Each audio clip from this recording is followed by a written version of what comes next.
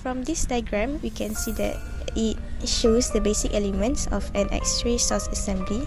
As the rate of the production will be controlled by the filament current. A small electron will produce per unit time, so this process is called as a thermionic effect. High voltage source is to accelerate the electrons produced at the cathode. So the electron produced at the cathode will be as the voltage increase, so the electric field will accelerate the electrons moving towards the anode, the evacuated envelope, which is in a vacuum. The anode will convert the electron kinetic energy to X-ray photon and heat. X-rays are produced in the X-ray tube by two distinct processes. Okay, first we are going to discuss on the characteristic radiation. Characteristic radiation occurs whenever the electrons drop into the lower shell. First, high-speed electron from the cathode will slams into the target, knocking out the inner shell orbital electron.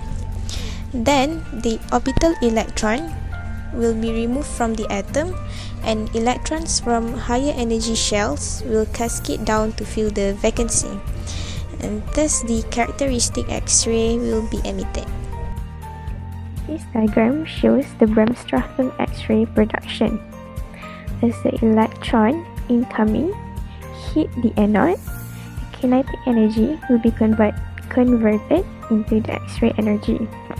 Thus, this will result in the Bremsstrahlung interaction.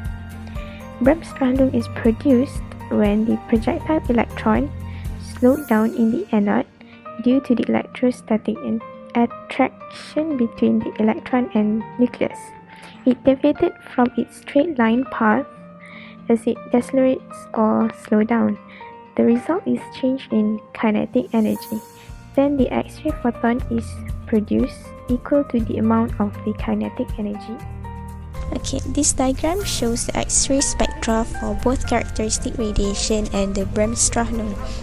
Using crystal as a wavelength selector, the intensity of different wavelengths of X-rays can be measured.